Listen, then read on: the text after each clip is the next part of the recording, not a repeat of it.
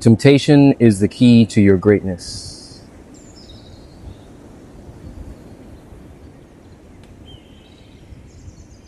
We are all addicts in this world. Everyone is addicted to something. But the choice of what you are addicted to is usually subconscious. It's usually not in your favor.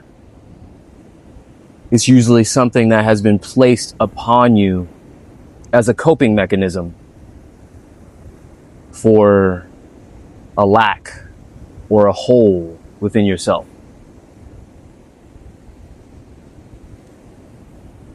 But the real purpose of temptation is actually to set you up for you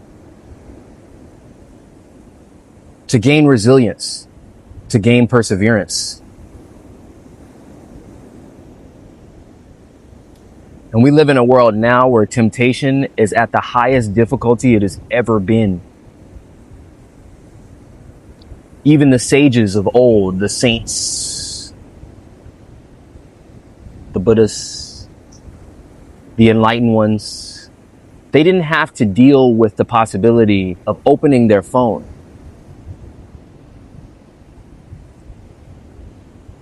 and having millions of temptations at their fingertips and having to navigate a world where not only do you have it in your hand, but it is all around you, because most people, even myself, are addicted to something. But when you begin to understand yourself, when you begin to analyze yourself very deeply, and you see the virtues that are waiting to be born from within you, you will soon realize that your temptations are trying to tell you something. Your temptations are trying to show you a part of yourself that could be fortified. A part of yourself that can be analogous to a house that has one side of it unbuilt, or it has a few cracks in the foundation. The temptations are merely trying to illuminate something within you that you have allowed to stay in the darkness. The greatest temptation as a man currently, I would say, is a sensual temptation. The womanly temptation, the lustful temptation, the final boss, if you will.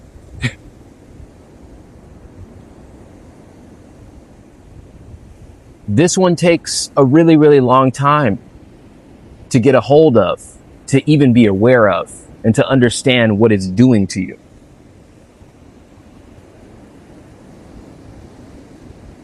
But the lustful nature doesn't just have to do with sexual activities.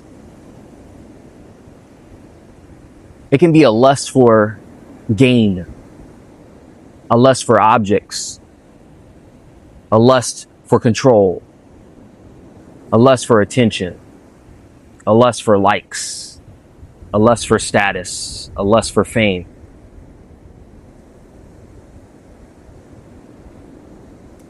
And all of these can only be overcome as you learn to become centered within yourself and realize that everything that you think externally can fulfill you will only ever truly be found in its purest essence inside of you. But you have to go through the motions. You have to become an addict of the wrong thing to learn how to become an addict of the right thing. You have to get addicted to the things that make you feel like your life is falling apart so that you can change and get addicted to the things that continuously allow you to rise and become a greater version of self. Now, that's much easier said than done, for sure. Because through the journey,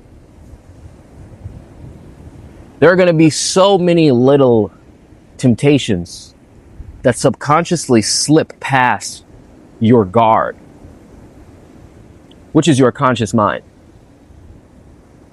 Everything that you are thinking of, those thoughts that you think are controlling everything, is merely just the guardian to your mind.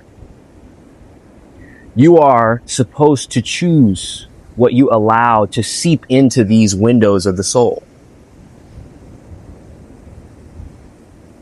You are supposed to choose what you allow to cloud your ears or clear them.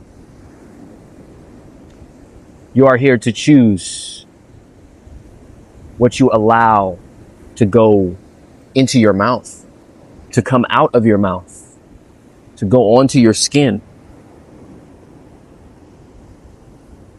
Everything matters. All of the inputs that you place into your being sum up who you are. And the more you become aware of what those things are, the easier you begin to see the temptations. And that's really all it takes is awareness. There is no judgment for being an addict of anything. There are some people who are addicted to the gym. There are some people who are addicted to wisdom. There are some people who are addicted to enlightenment. There are some people who are addicted to solitude, to giving, to being charitable, to being compassionate, to loving one another unconditionally. But those addictions are a lot more rare because they require a very deep understanding of self. And most of the temptations that you are seeing all around you are trying to get you away from yourself, or trying to distract you from who you are and what you are supposed to be doing and the beautiful gifts that you are here to bestow upon this world.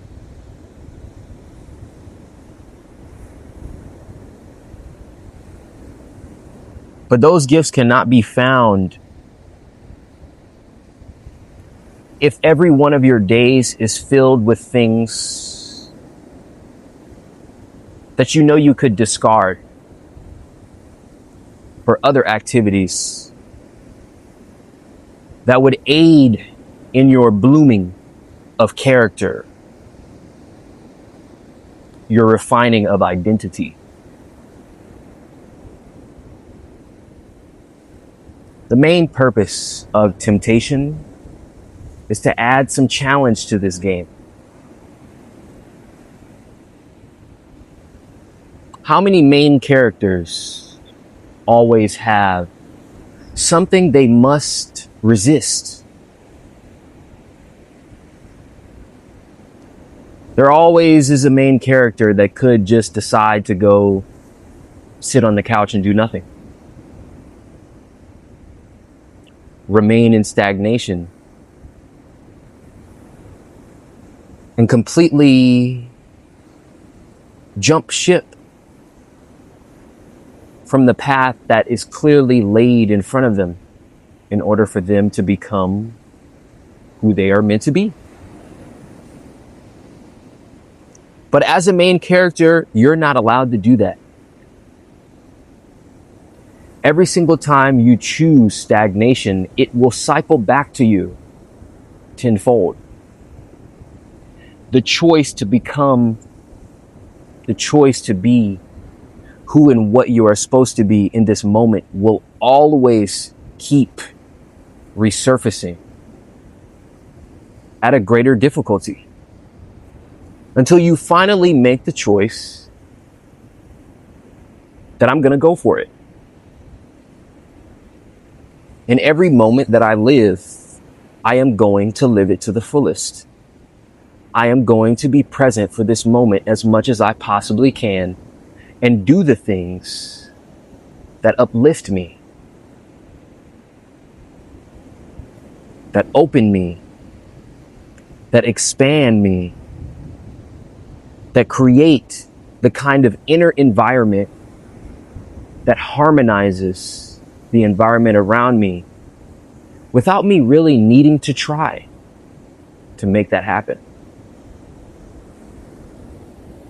But this all comes first with an inner poise, an inner peace, an inner tranquility, to be able to witness the turbulence of life and not let it derail you, not let it spiral you down into the actions that inevitably leave you in decay. Because in truth, there is no stagnation. There is no such thing as making choices that keep you in the same place.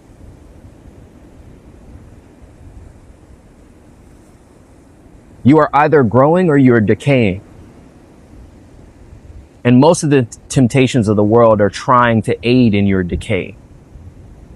They're not trying to aid in your growth. It is actually the resistance of temptation that allows you to become strong. Just like when you go to the gym, you must cope with the pain. You must get used to it. You must learn to have fun with it. You must learn to play in the resistance so that you can become a warrior within yourself. Not the kind that needs to go out and kill people on a external battlefield, but the kind that learns how to combat the inner temptations with poise, with peace, with silence, with understanding and compassion for yourself.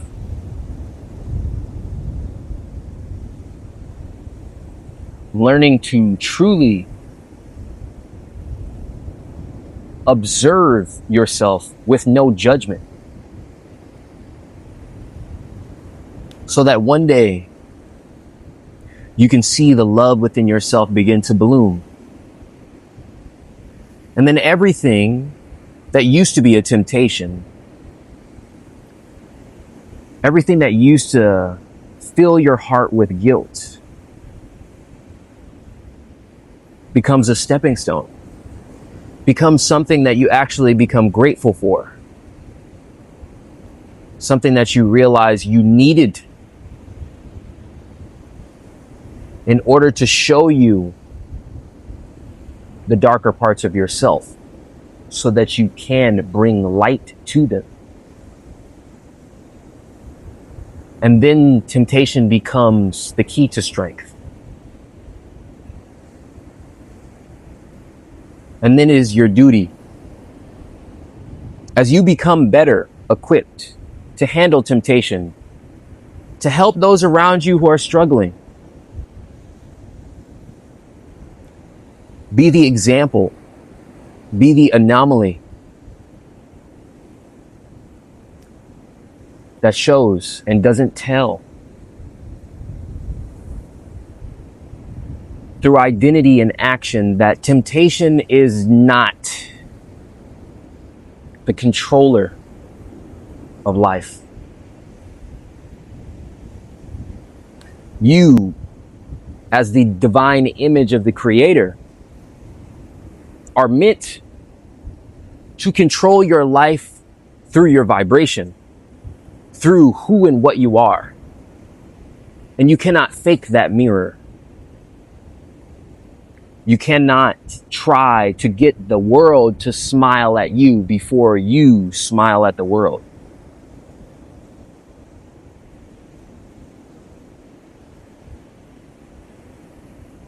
You will never see peace, tranquility, prosperity, abundance until you see the potential for that within yourself and you cultivate it like a garden, watering it every day,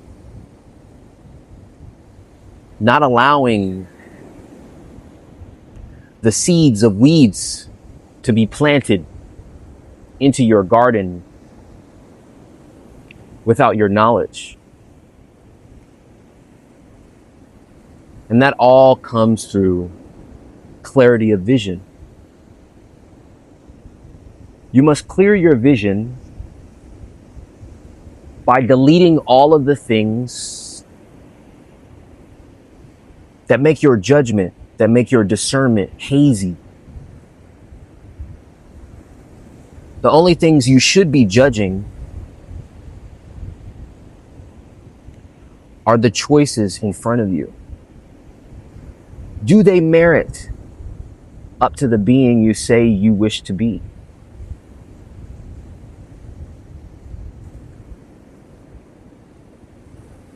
If they do, then temptation will never have a hold upon you. You will look at temptation and laugh and see that there is beauty in the challenge, and you are always meant to overcome it.